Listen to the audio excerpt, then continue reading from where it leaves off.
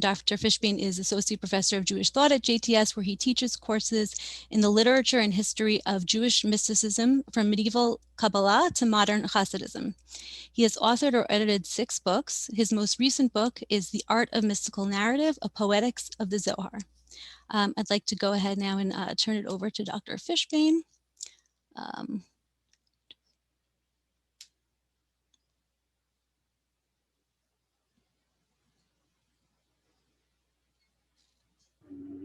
There we go. Hi, everybody.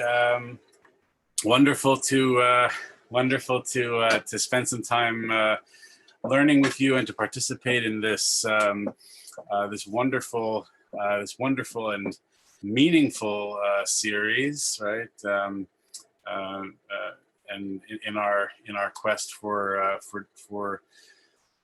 uncovering various elements of thinking about the spiritual life and the meaningful life in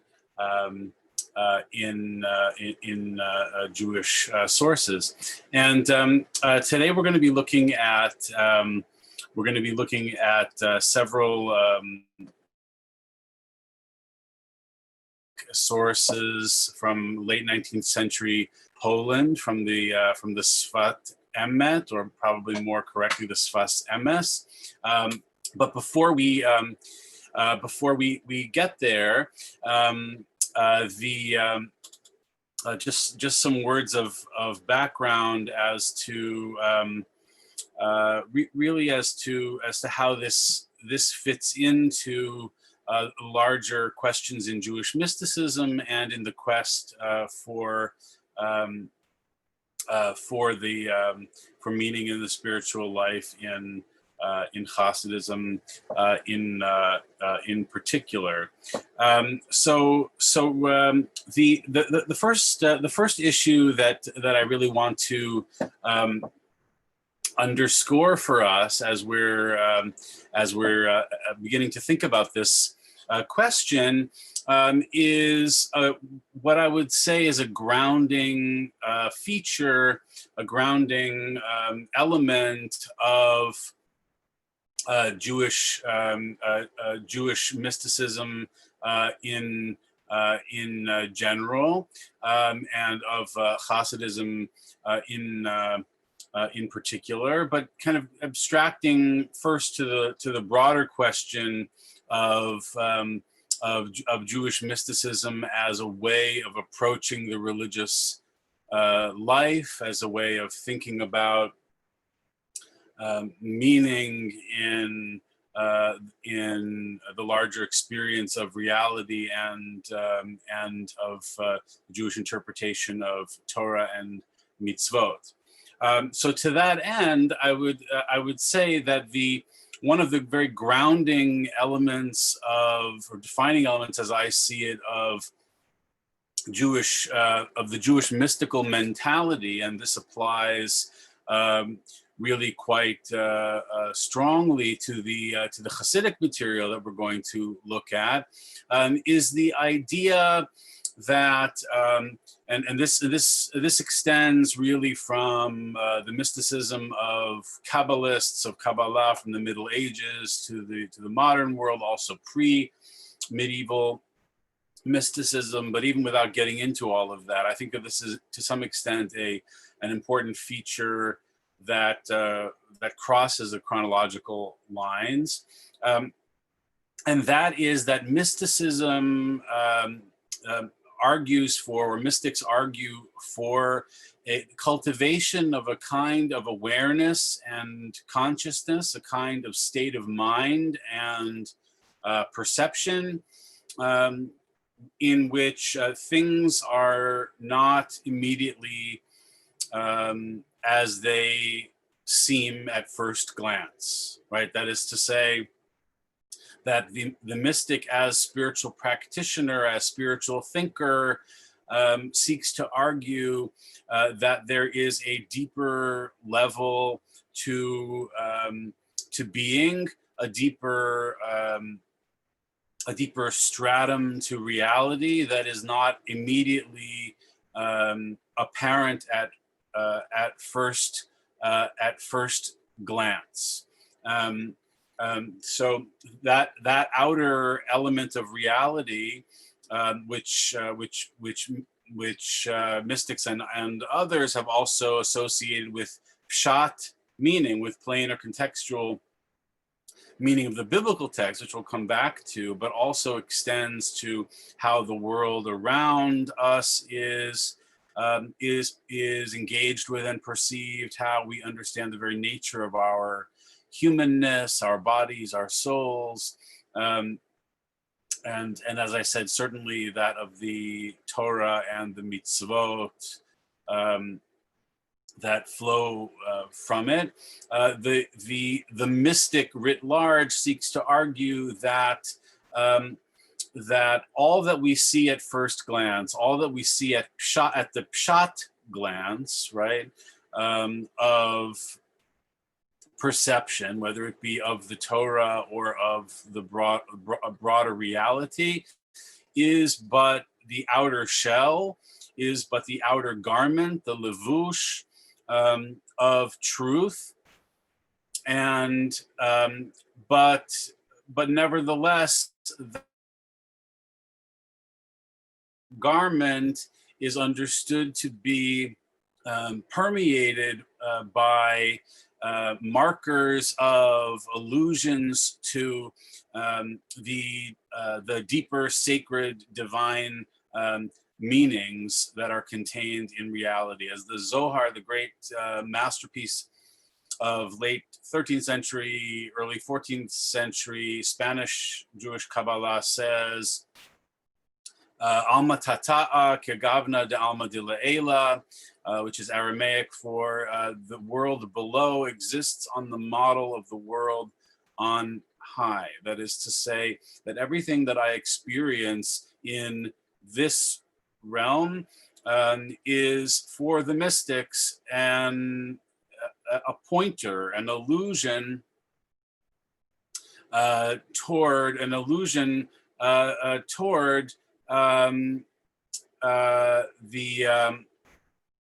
higher divine reality or the divine meaning,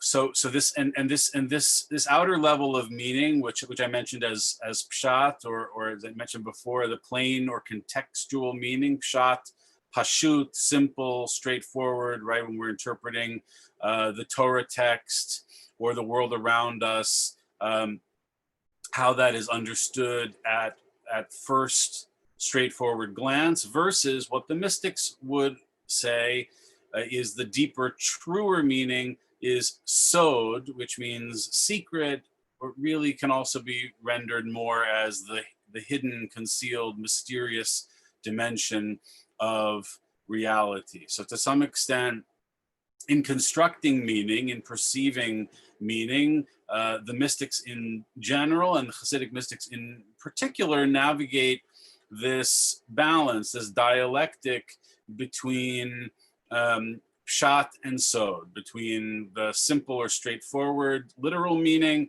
and the hidden, mysterious, in their view, divine meaning of reality. So in other words, to see the world as a mystic, right, the natural world with all of its elements, the human self, the Torah, as I said before, all of its mitzvot, the whole life that one lives as a Jew, and really everything about this world, is ultimately to get to a point in one's spiritual practice where one can see all of those elements as symbolic reference to, as referring symbolically, metaphorically, figuratively to the reverberations of God, of divinity in reality. So the mystic is not satisfied with seeing reality and the Torah in general as it first seems at first glance, or or perhaps superficially, as they would say, or in its garment form, but rather to try to uncover the deeper dimensions of Torah's meaning. In the text that we're going to look at today, which come from, as I mentioned before, the teachings of the Sfat Emet, which literally means language of truth. And these texts that you have here were translated by my own teacher many years ago, Arthur Green, and selected. And you also have at the end of the PDF the Hebrew originals for those of you who are interested in taking a look at that, although we'll discuss them in the English. So before we dive into some of those meanings, and those that I selected for today are on this week's parsha of Lech Lecha. So try to give us a glimpse into how the spiritualist, mystical masters read and understood the particular parsha that we find ourselves in this week, in a very different and distinct way, and perhaps also to hopefully offer you some additional resources for enriching your experience of the parsha and of the weekly Torah portion for this week.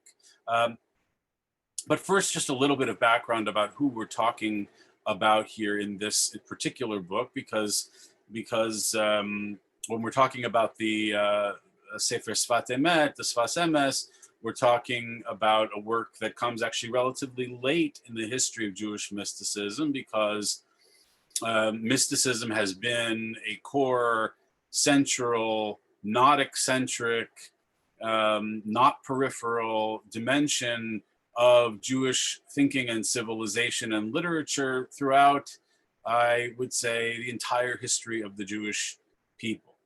Right? It's sometimes thought that it's this out there, eccentric, wacky part of the tradition, not mainstream, and this is actually not the case at all. In fact, some of the most revered rabbinic figures, some of whom were major rabbinic leaders and halachic decisors throughout the history of the Jewish people, were themselves also mystics and actually believed, like the Ramban, Nachmanides did, like Yosef Karo, the author of the Shulchan Aruch, did, believed actually that this material constitutes the Lev HaLevavot, the heart of hearts of Jewish meaning. So just to at least in gesture, try to dispel a little bit of that assumption.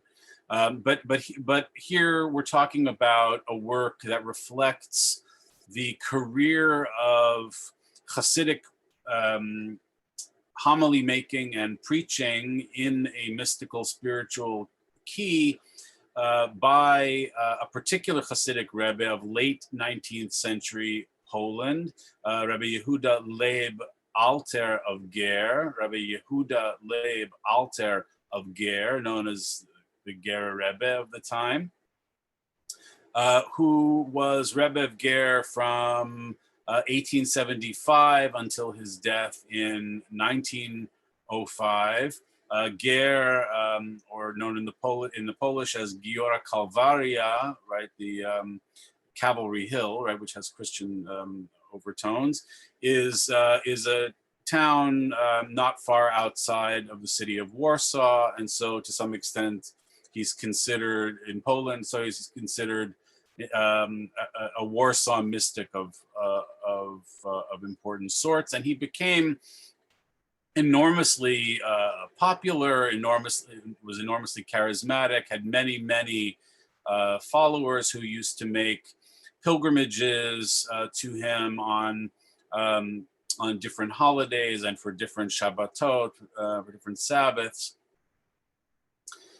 So he had a great influence in his time, and then his collected teachings, which were printed in a 5-volume edition because it's very voluminous, often with a lot of repetition, but very voluminous. It seems that this actually was, at least it's claimed that it was written by the Rebbe himself, by his own hand, which is not generally true of Hasidic texts. For the most part, these sermons were given in Yiddish originally, the spoken language of the people of the Jews in Poland at the time. And then as typical of most Hasidic texts, they were then written down by the main sermon was given on Saturday afternoon toward the end of Shabbat, the Shalosh Shudas sermon. And then shortly after Shabbat, after Havdalah, some of the core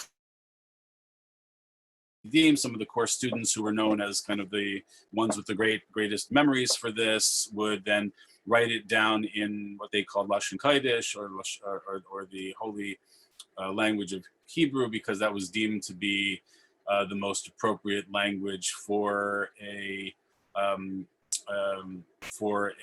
Hasidic sefer, a Hasidic book, or in general for a Jewish book. So we have some manuscripts actually that some other scholars have recently worked on that show some glimpse into the Yiddish of this time. Some notes that were taken in Yiddish, some sermons that were written down in Yiddish. But for the most part, in Hasidic literature, the literature itself, what remains, is all in Hebrew and is a Hebraic literature, bearing in mind that it was originally given in Yiddish, but and different scholars have different perspectives on this. Right, there's a significance, I think, of the way in which this comes together as a Hebrew text that needs to just be given its own due. So we're talking about sermons that were given in that last quarter of the 19th century in Poland, and the Sfas Emes in general is a thinker and is a work that really exemplifies powerfully, I think, this dialectic that I was mentioning before, this tension between the outer and the inner, right? The idea that there is an outer shot level meaning, and that there is what he calls a pnimiyut, an inwardness, pnimi, within. Pnimiyut. So he places a great emphasis on the spiritual significance of pnimiyut, and that pnimiyut, that inwardness, that interiority, is often framed as a kind of inner spiritual meaning and energy, or a ruchaniyut, a spirituality from the word ruach. A ruchaniyut, a pnimiyut, right? Get ready for your vocabulary quiz at the end. So there is an inwardness of spirituality, which is understood to be, in his words, an inner point of divine vitality, of the divine life force that dwells in the heart of every person. And he was specifically speaking in a very insular Jewish context. So he talks about it in the inner heart of every Jew. And what's significant about this is a couple of things, right? One is that we're talking about a very different kind of theology, of faith, a different way of thinking about God, that is not so much about transcendence, right? That is to say, God transcends the world, God is beyond the world, God is up there, as much as it is a theology of immanence, a theology of God being present in the world, and not just present in the world, but actually found in the inner depths of the human heart. God actually a spiritual um,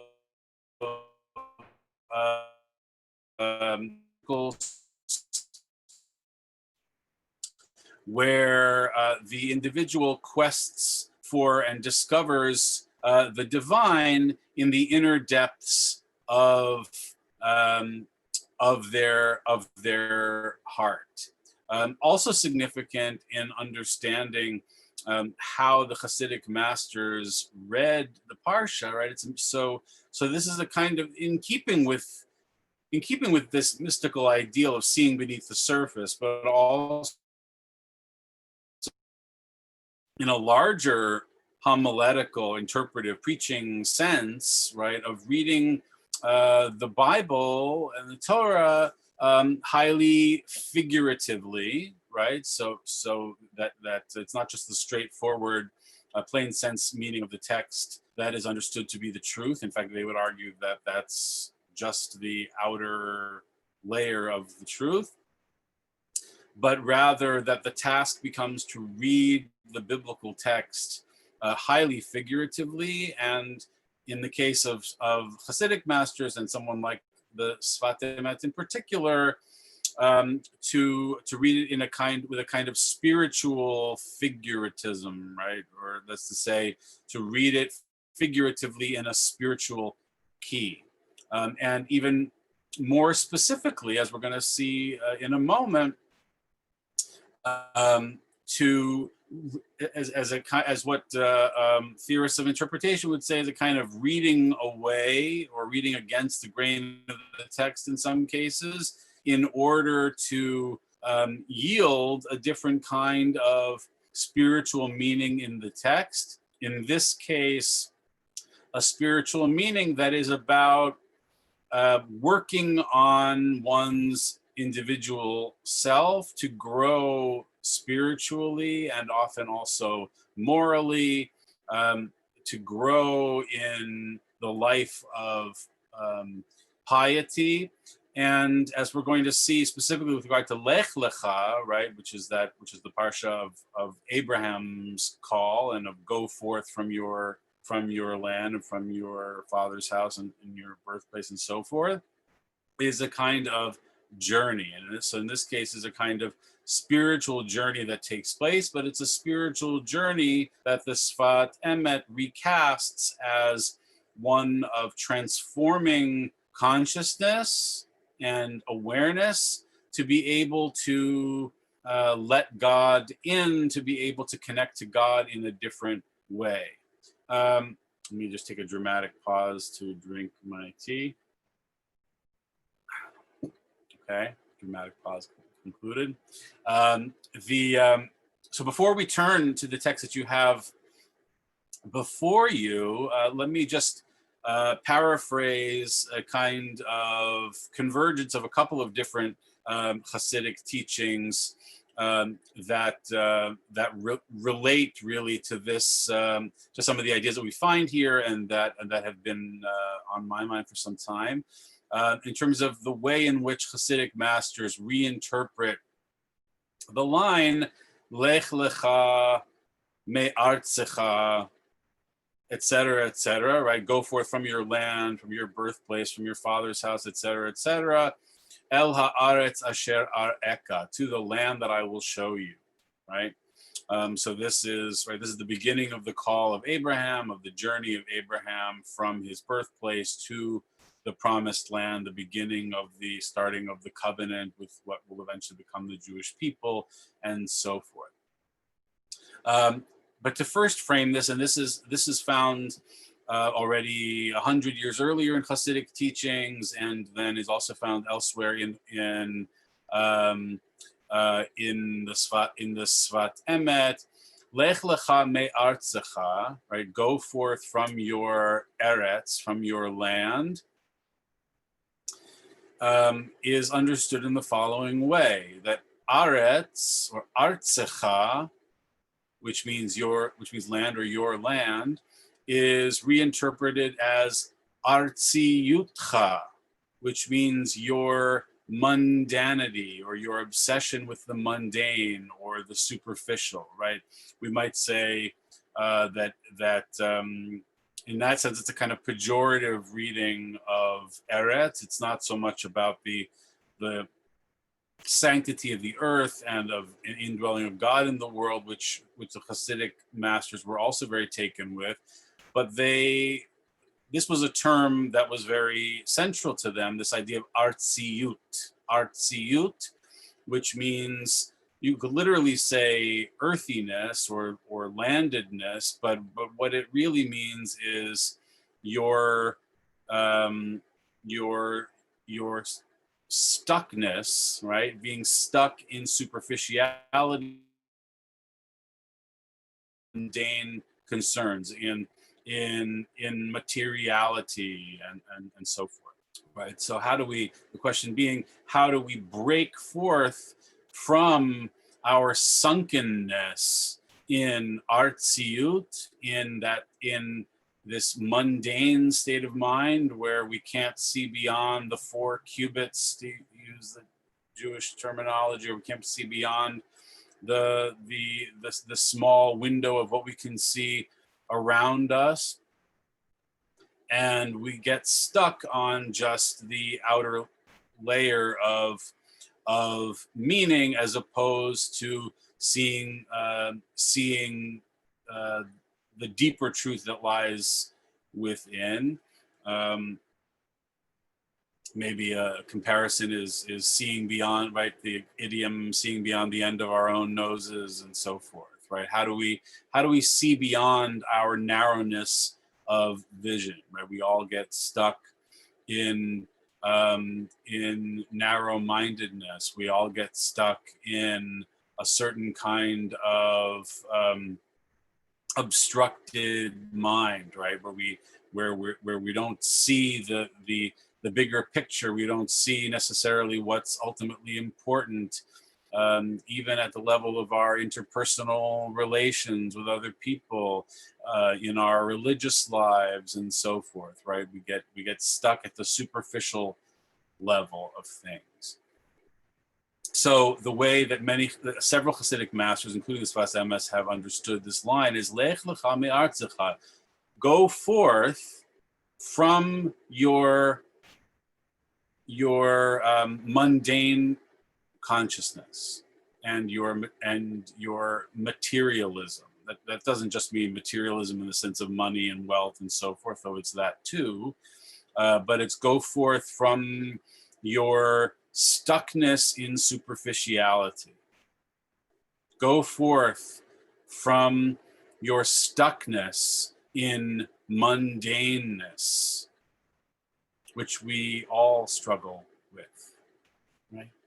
It's because we're human. And go El haaretz asher areka, go to the land that I will show you, right? So there it's using the language eretz again, but there in the sense of the promised land. And so there the promised lands of El haaretz asher areka, right, is go to this state of truth and reality that I God will reveal to you, which essentially means open up your mind, or as Hasidic masters often say, and as neo-Hasidic masters adapted, open up your hearts so that you can see with the eye of your heart, as Yehuda Halevi, the great medieval poet and philosopher, said, and as many mystics said, so that you can see with the eye of your heart. You can see with a spiritual sight. You can write it, and this is both a a literal seeing in the sense of sensation, but it's actually more a figurative sense of seeing, right? It's about opening up a different kind of way of understanding and perceiving and becoming aware of what matters more deeply and of the spiritual resonances of reality. And just a quick background, and I encourage all of you to now or at some other point to open up your Bibles, as they say, right, or to take a look at Parshat Lech Lecha, the Torah portion of Lech Lecha, but just kind of in brief, right? This is right. This is the third Torah portion of Genesis, right? We have Reish, but this much more and it's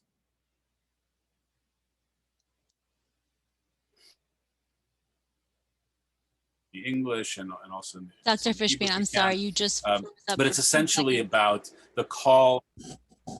Oh, did I freeze for a second? Just for a few seconds when you started talking about the order that Lech Lecha is the third parsha. If you could go back to that, I think. Oh, okay. So that Lech Lecha is the I thought that my new Wi-Fi was perfect, but apparently it depends on whether I'm in touch with the inwardness of the Wi-Fi and not. You always have to. There are many possibilities for mystical humor. We need the big book of mystical humor. Okay. So Lech Lecha, which literally means go forth, and is related to the word halach, walked, or lech, right?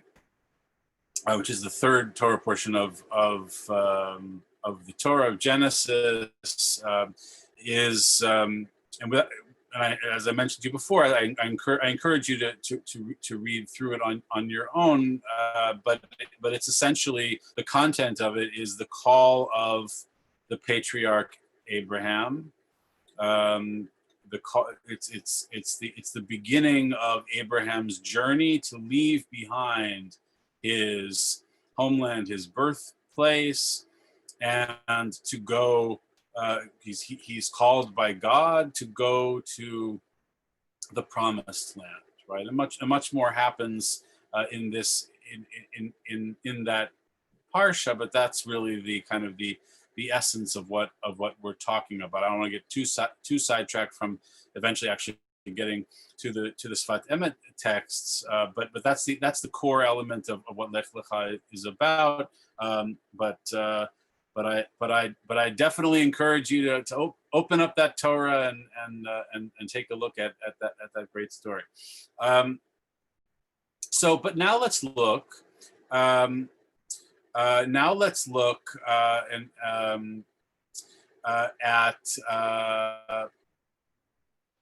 right, so maybe actually before we turn to one of the texts that we're going to look at, which is going to be I think we're going to probably start with number 3 in your packet. Maybe now would be a good time to pause for some questions curated by our illustrious host. So take it away, Tani. Okay. Thank you, Dr. Fishbane. All right, I'm just going back to a question from earlier from Laura Zinker. Question, can one view the world both as a mystic and a pragmatist? This seems especially important and challenging to me today. Yes, so it's a wonderful question, and I would say that I do that myself, right? What the extent to which classical mystics entirely did that is true in some cases and not true in others. But let me give you one very interesting example, because one of the courses that I teach at JTS is called Mysticism and the Moral Life. I happen to be teaching right now, which is actually in which we study a rather widespread phenomenon in mystical literature of the cross-pollinating, or the relationship between, the dynamic relationship between this mystical quest for spiritual meaning and the responsibilities of the moral life. So just by way of back, so this is quite central. It's found both in Kabbalistic literature and in Hasidic literature. I'll just mention one specific example that I'm thinking of from the 16th century, by the great Kabbalist Moshe Cordovero. 16th century, this is in the 50s. The great centers of Kabbalistic creativity in the history of Jewish mysticism, the birthplace of Kabbalat Shabbat, and of Tikkun El Shavuot, and a whole series of things. And Moshe Cordovero was actually a very scholastic mystic. He's been called, or I might call him the Thomas Aquinas of Jewish mysticism. That's to say, he was very heavily scholastic, but he also wrote a work that was very, very stripped down in terms of its simplicity and lucidity, called Tomer Devor, the Palm Tree of Deborah, which essentially went through different dimensions of God without getting into the complexities of how the Kabbalists understood that, and seeing how those different dimensions actually have spiritual / moral implications for how we behave in the world. So there's a lot more to say about that, but the short answer is yes, historically, and I would say absolutely when we think about the place of spirituality and of spiritual mind in our day, that for myself personally, in terms of my own theological thinking, and as a Jew, as a spiritual seeker, and as somebody who cares about justice in the world, that these are deeply compatible elements. I have a question from Robin. Is the pnimiyut or ruchniut the same as the part of God that was breathed into us in chapter 2 of Breshit, our divine spark? Wonderful. Is also a great question. Yes, though they wouldn't necessarily limit it to that, right? In other words, I think it's compatible with that, and that if a Hasidic master or a mystical master were reflecting on that verse, that's one of the ways that they would interpret it. It's not restricted to that, but it's a similar notion, right, of a kind of breathing in of divine life. It's that inwardness is often spoken about, ruach, as spirit, as breath. Sometimes it's spoken about in terms of soul and soulfulness. But the idea being that there is a kind of divine life force that dwells within. So I think they're very, very much compatible images. Maybe if there's one more question now, and then we'll turn, or if not, we can turn to our text now. But either that or one more question now, we'll turn to our text, and then we'll have some more conversation. Sure, I'll give you one more question from Norman Sider. If Hasidism wants us to go beyond the superficial, how do its proponents explain why God seems to give Abraham the worldly incentive of earning a great name? an important paradox, right? I think that the way that that the Hasidic masters would understand that is that achieving a great name or achieving a kind of right, many generations will sprout forth from you is also spiritually is understood figuratively, right? So while yes, in the literal meaning of the text, it is talking about whether it's an appeal to a certain egoism, even, or to grandeur, or to reward. That the way that would be spiritually interpreted is that by going out of your mundane consciousness and into spiritual consciousness, by opening your heart, you will I'm thinking extemporaneously about how they would interpret this. You will achieve a great name, right? That you yourself will be transformed, and that you will. I could see them saying you will actually. The name of God, which is understood to be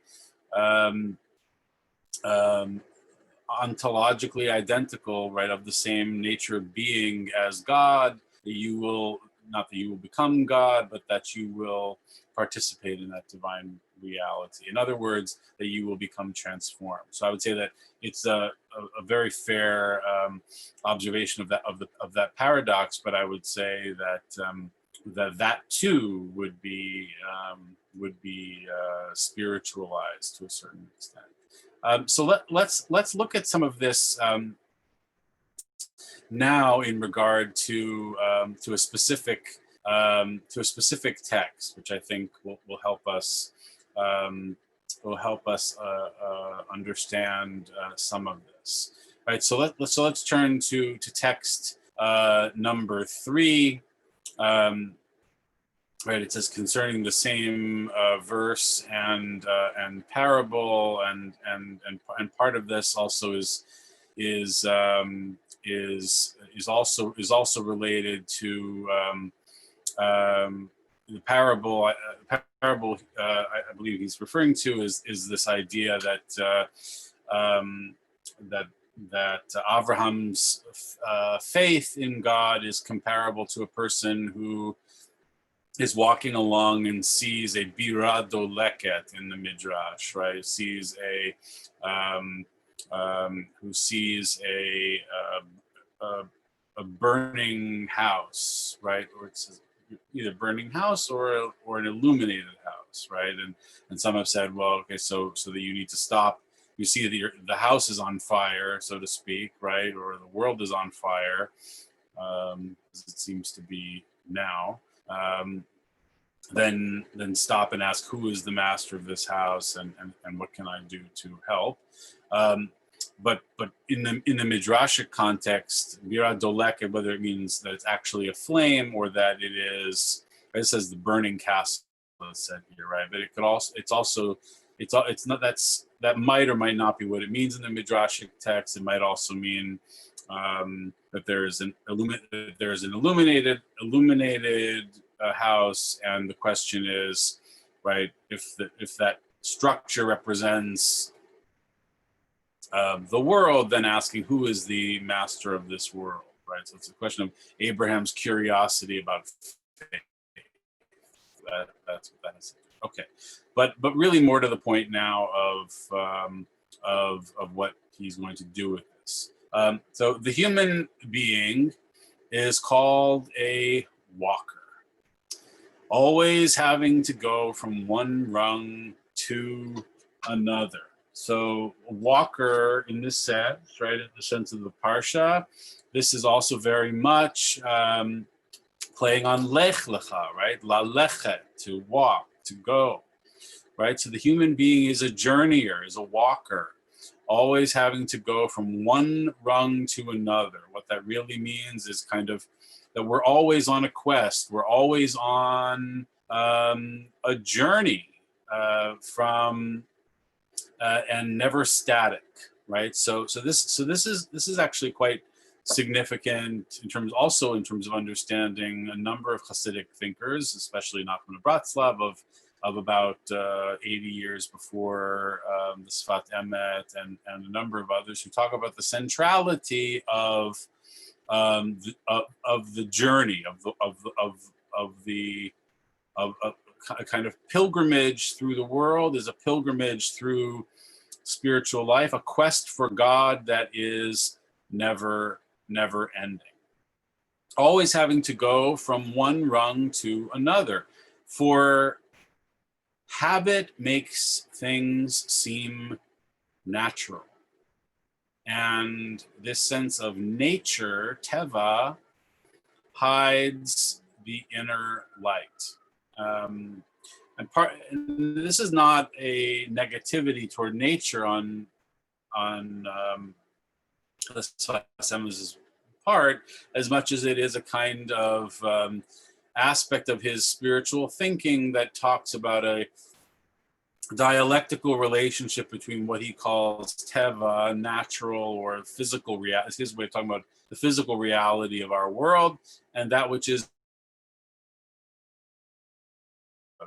beyond supernatural, right? That which is beyond our natural world. And actually, the task, as we're going to see here and elsewhere, the task is actually to bring limala min hateva, this consciousness of beyond nature, supernatural consciousness, or a consciousness that is spiritually beyond the ordinary, into the ordinary, right? That's part of what he's saying, right? And there's this habit of always going from one rung to another, or from one stop on the journey of that walk, right? And remember, this is playing interpretively on Lech Lecha, Abraham's journey, right? And abstracting it to a larger sense about the human being.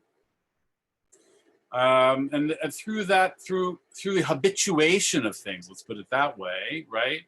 By making them overly routine, then we perhaps, I think what he's saying is, we fall into the kind of humdrum, hackneyed, trite nature of the way things can sometimes be, right? We can become habituated to things in a negative way, right? And we can just fall into, whether it's bad patterns or whether it's just going through the motions, let's say, right? I'm going through the motions of my religious life and of my interpersonal life in general, more than I am trying to find the spiritual dimensions of renewal within us, he's going to say.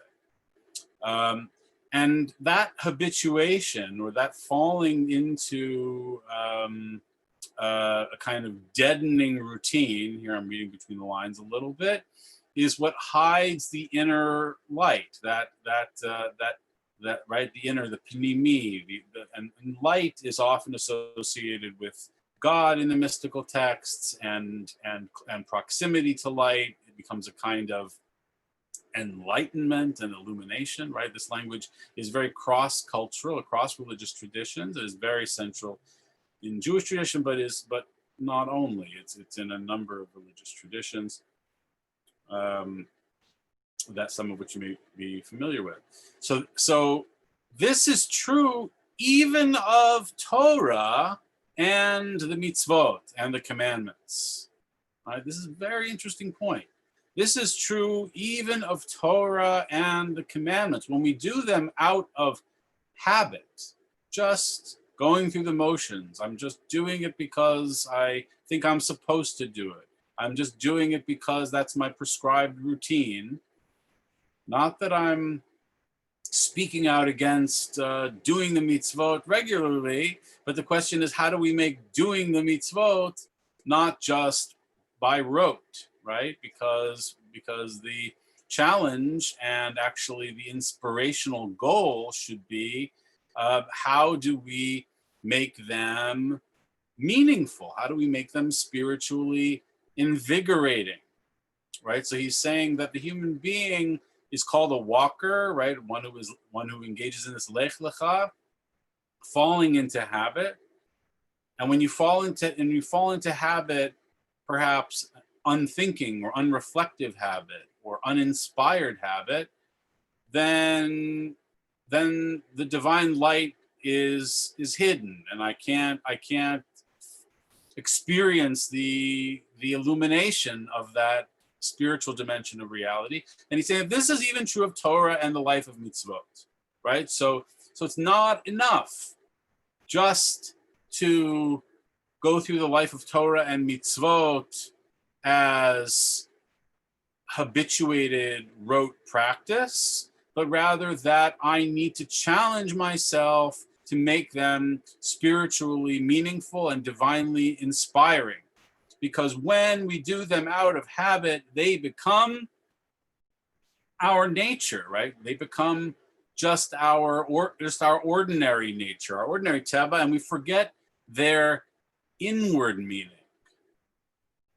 Forget their inward meaning. Right? This is discovering a meaning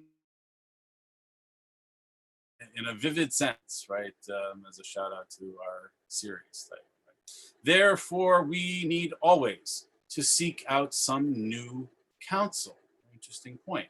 Therefore, we need always to seek out some new counsel, right? So in other words, that we are always and forever on a kind of quest for renewed consciousness and heart, to open our hearts, to open our souls, to open our minds to a renewed sense of how God is to be found, how the sacred is to be found in this moment now, in this mitzvah, this aspect of Torah now, this interaction with another person now, right? To relate this also to the question about how this focus on pnimiyut, inwardness, and mystical consciousness relates to pragmatism and the moral imperative, right? It also can be adapted very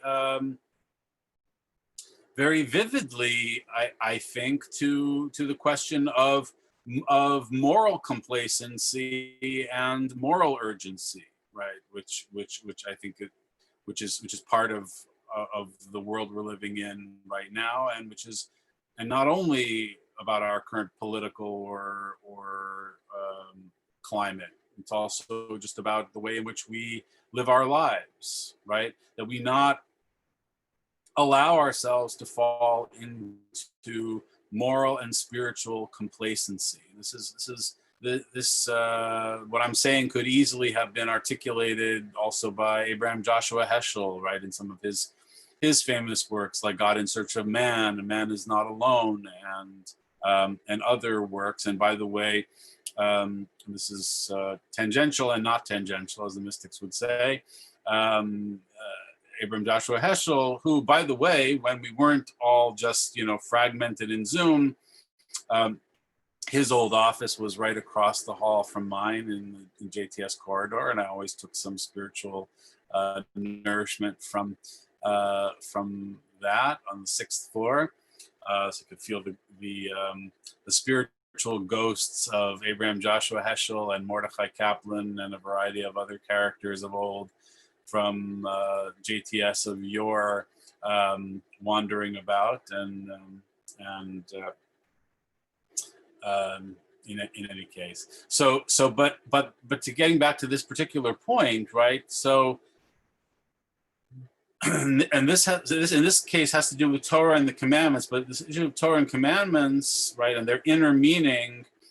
I would say, even if he isn't saying it yet explicitly, this really has both a mystical, pietistic dimension and a moral ethical dimension, which aren't really extricable, right? They're, to some extent, they're bound together. So let me not fall into spiritual complacency, where I just go about my religious life and it's not meaningful, it's not inspiring. I'm just doing it because I think these are the rituals I'm supposed to do, or these are rituals that I'm familiar with. This is even more of a critique, right? When one has the halachic life permeating one's life, right? It's a question of also how do you both keep the halachic life as a centerpiece of one's Jewish religious behavior, but also not let it just become, well, I'm, as halacha classically says, I'm yotze, I'm fulfilled my religious obligation, as opposed to that I found an inner spiritual nourishment from it, not just in the sense of a self-servingness, but that I stand before God with an open heart and an open soul, and not a closed one and not a closed mind. And this extends to, I'm adapting here somewhat, to the question of moral complacency, satisfied with just falling into the complacency of routine with respect to my moral responsibilities to other people, right? Which we all are guilty of. We all fall into those ruts, right? These are the kind of I'm associating also to the way psychologists have adapted elements of the formation of neurobiological pathways, right, in our ability to change, right? Because part of this is about stasis and change, right? Through my awareness and my actions, let me activate my neuroplasticity. Here I'm speaking about something about which I don't really know very much about literally, but it's I think an important parallel, right, biologically, that is, right. But here the sense is, how do I move beyond just falling into roteness and complacency? And how do I? And so one of the ways to do that, the Sfas Emes says here, is therefore we need always to seek out some new counsel. And that actually is actually a very striking statement, right? That is to say, and this is both in understanding him in his context and us in a constructive contemporary context. Well, what does it mean to be open to new advice, to new guidance, to fulfilling the Mishnah's imperative to make for yourself find for yourself a teacher, make for yourself a friend, right? How do I renew that? How do I learn from other people? How do I learn from those who I encounter, both those who might seem to be have the role of teacher, and also just the ordinary folks who we might not expect are offering us new counsel, new advice, new guidance in life, but have a tremendous amount to give and to teach us. That is why, next paragraph, that is why God renews in his goodness each day the work of creation. Amechadesh betuvo tamid b'chol yom tamid maaseh breshit, right? Which is right, renews in his goodness each day the work of creation. This is a line that's found in most famously in the liturgy, right? So this is essentially saying that renewing my ability to not be complacent and to not fall into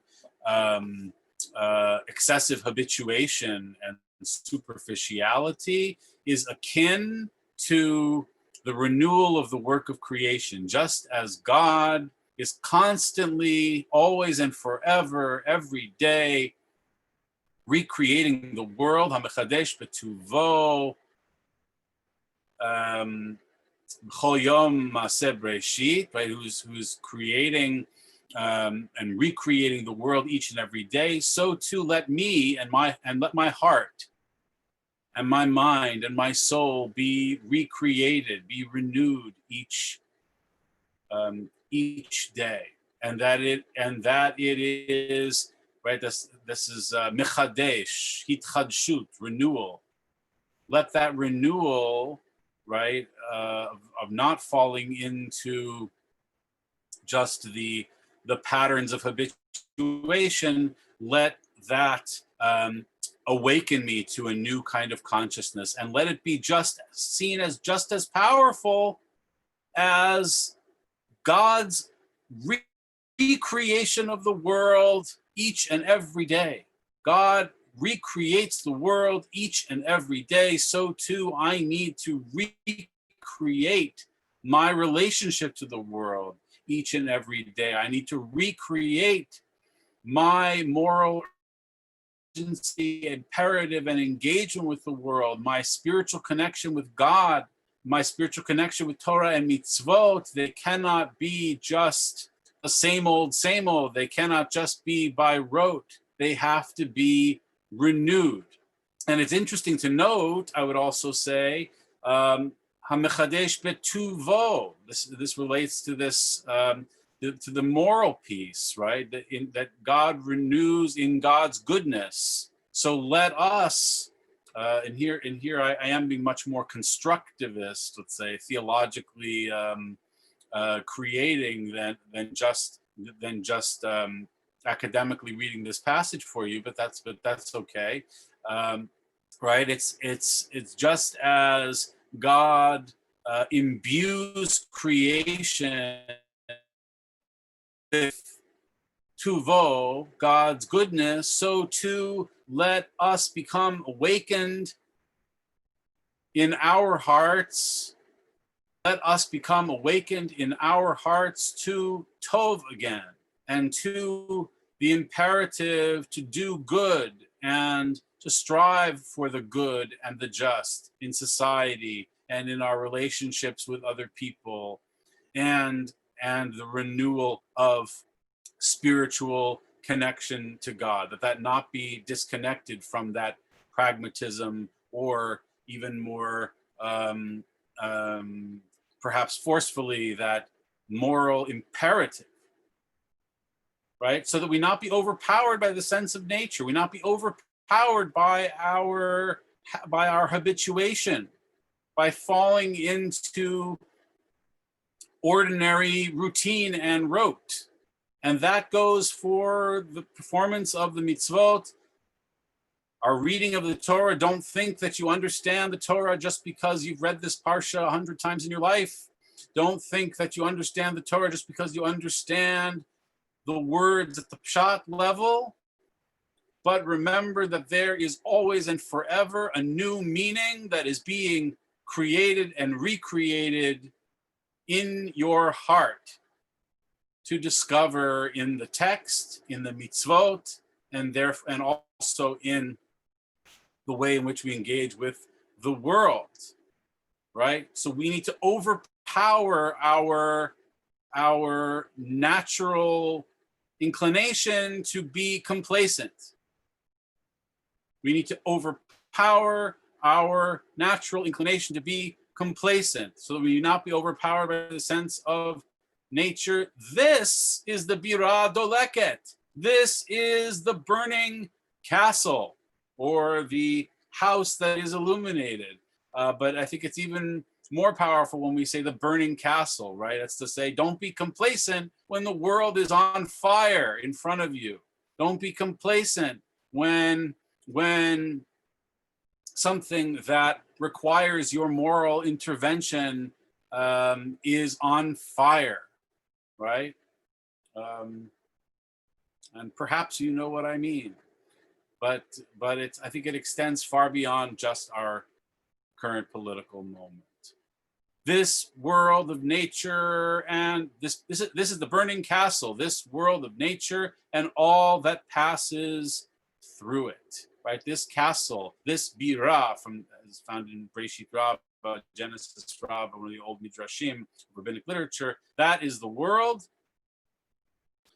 And the question is, are we going to notice the light, right? Are we going to notice that it is doleket? Even though all of nature came to be only through the transcendent single point of life, it becomes stamped with the imprint of nature, the ordinary, and all things are thus consumed, as scripture says of the cows in Pharaoh's dream. Right? If you remember the dream that's in Parashat Miketz, right, where of the right the seven cows that are consumed by the seven cows that are consumed by the other seven cows, right? And how that's a kind of prophecy for the famine that will come and so forth. And you couldn't tell that they had come inside them. He's citing from Genesis in that context. Therefore, the Blessed Holy One renews each day the work of creation. The person has to search and seek out this renewal, to watch my doorways each day, citing Proverbs 8, which is one of the favorite chapters of the mystics, because it talks about chokhmah, wisdom, and the rabbis of old also connected that to Genesis 1, to watch my doorways each day, right? Learn how to pay. You and I, we all need to learn how to pay attention spiritually and morally in a different way, and we need to seek it out because the human being is a walker, the human being is a journeyer. We are engaged in this lech lecha journey, right? As our scripture said, hear, O daughter, and afterwards give ear. Be ready to hear always. Be ready to hear always, and be ready to see always. Try to attune your spiritual and moral compass to those divine doorways, and therefore also get out of your land, right? As I say, lech lecha me artzecha, right? To the land that I will show you, el haaretz asher eka, right? Always some new attainment. You're always on a quest. You're always growing. You're always growing from one state to another. Don't be complacent in where you were yesterday or today, but always be looking for how you can transform yourself spiritually and morally tomorrow, right? Today and tomorrow. This is why the person is called, right? This is why a person is called a walker. We just had to scroll up the PDF. Whoever's called the walker, whoever stands and is still not renewed for nature, whoever stands still is not renewed. I take that in. Whoever stands still is not renewed. That is to say, don't stand still figuratively in your journey through life. Don't stand still figuratively in your moral development. Don't stand still figuratively in your spiritual relationship to God. For nature holds that person fast, right? You are trapped by the complacency of superficiality and the ordinary. The angels are above nature. They can be said to stand.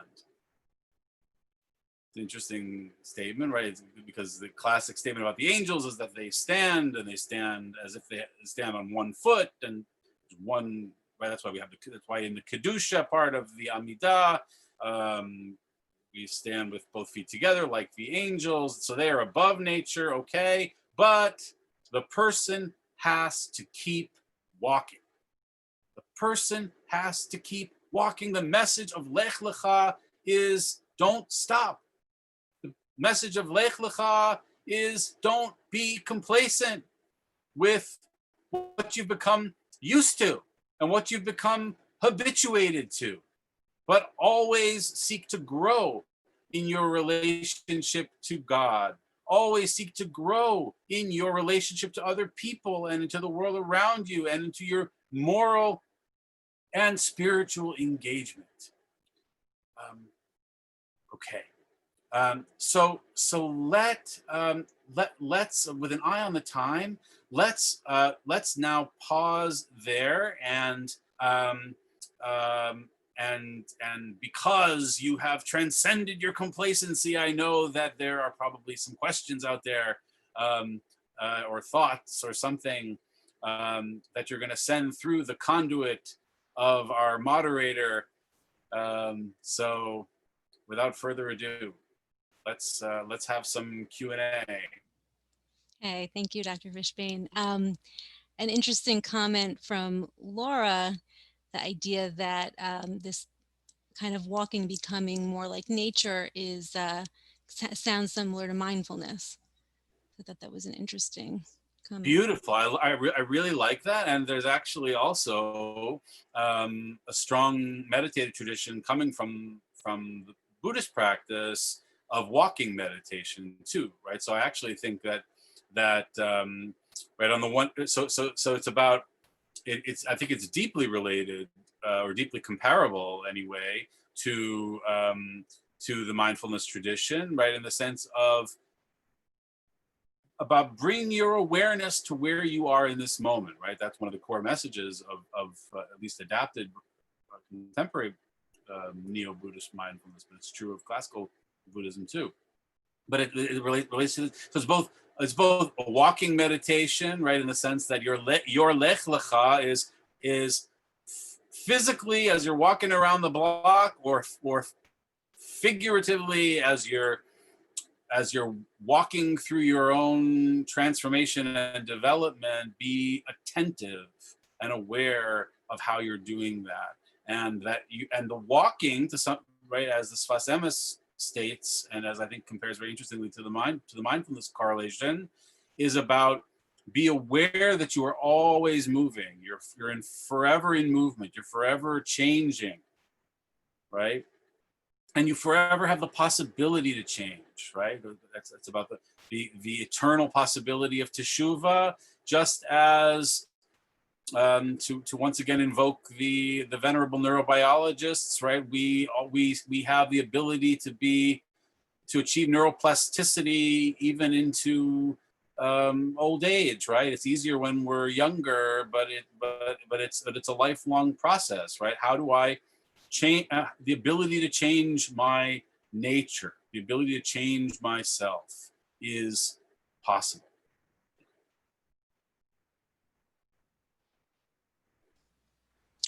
Sorry, I was just unmuting myself.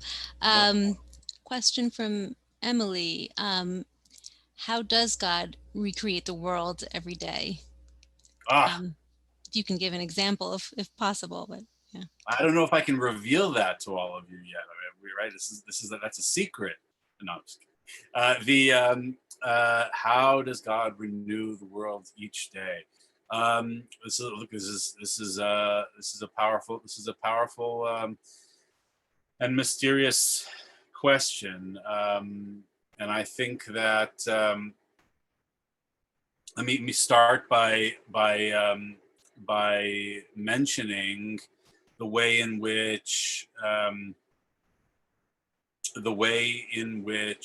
classical thinkers and mystics then understood the nature of miracles, right? That there is what's called a nes galui, a revealed miracle, like something that breaks the natural order, like the splitting of the Red Sea, right? You're like, well, that's a miracle. I can see it. That's, it's not supposed to happen, right? And so forth, right? And then there is what's called a nes nistar, a hidden miracle, right? All of the hidden ways in which God works in the world, these mystics argue, that are miraculous, but that are just beneath the surface. And to some extent, it actually relates to this idea of bringing to consciousness the pnimiyut, the inwardness, as opposed to just the chitzoniyut, the externality, or the outer levush, the outer garment, right? So how do I become attentive to all the ways in which renewal and recreation are miraculously and magically and wondrously, right? And again, utilizing Heschel's language, that he also was heavily influenced by Hasidism, by how do I become aware of the nisim and the niflaot, the miracles and the wonders that are constant, the radical amazement and the mystery that is always at play in new ways. Whether it's that God creates the world again every time I have and you have a creative thought, every time a new invention is made, every time I breathe and you breathe, every time I see the cycles of the seasons and the falling leaves and the wonders of the natural world, every time I come to a realization of justice and moral imperatives in the world, every time the sun rises again in the morning. So I think it's a way of saying, and here I'm reminded also of a line that an idea that first goes back to the Baal Shem Tov, the putative so-called founder of Hasidism. Why I say that, it's because it's debated. That's another story. But he's one of the founding figures of Hasidism, who said, and this became most famous actually in the Tanya, in the founding document of the first Rebbe of Chabad Lubavitch, who's essentially adapting a tradition from the Baal Shem Tov, who said that Leolam dvarcha nitzav b'shamayim, God, your word is forever inscribed in the heavens. That is to say that God is always and forever speaking the world into being. And our world is like the great text of God's speech.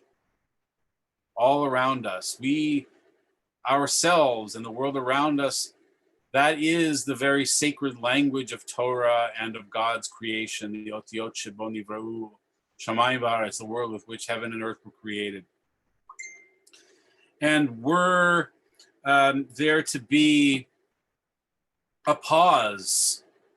We're God to stop speaking the world into being and breathing the world into being for even a moment. Then, as it's said by Shner Zalman of Liadi, then the world would turn back to Ayin Va'efes Mamish.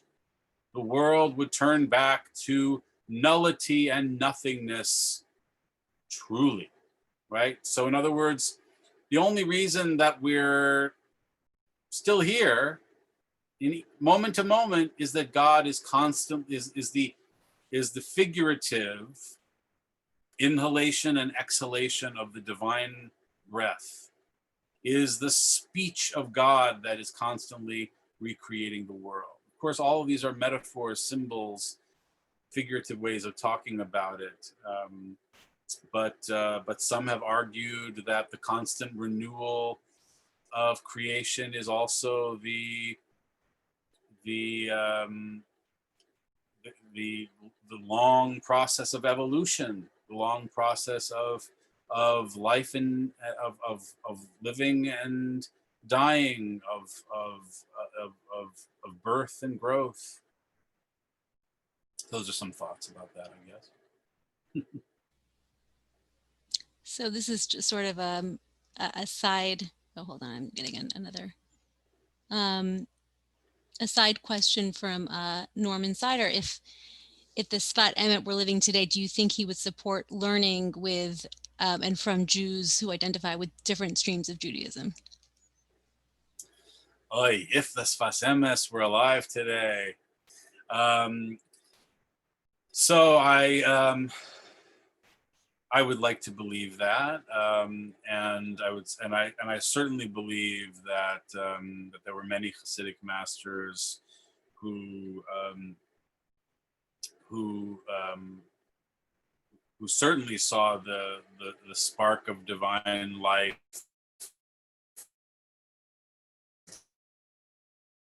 in certain and of different ways of thinking about Jewish meaning. I think that that's true.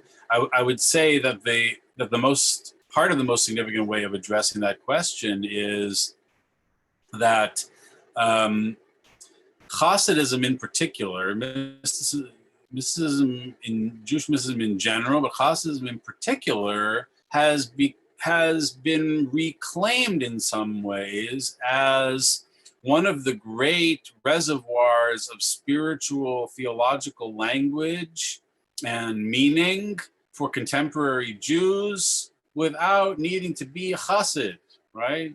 I am not a Hasid.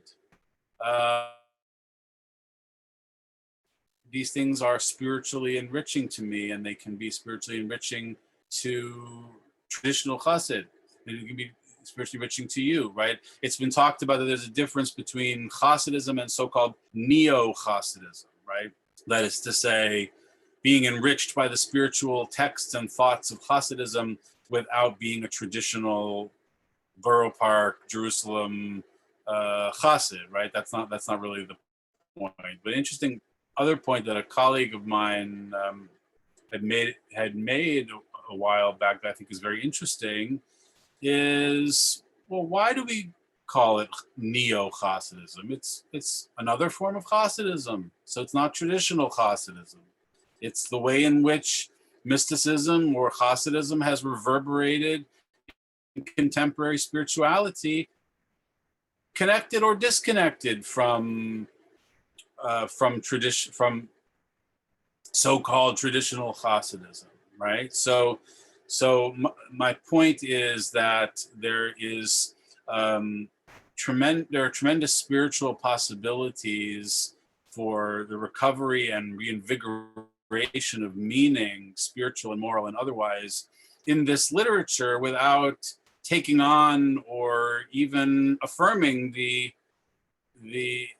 certain aspects anyway of the identities of those figures of old, just as one can study Talmud without being a 2nd, 3rd, 4th, 5th, 6th century rabbinic Jew, right? Or one can learn from Maimonides without actually being what he was. So the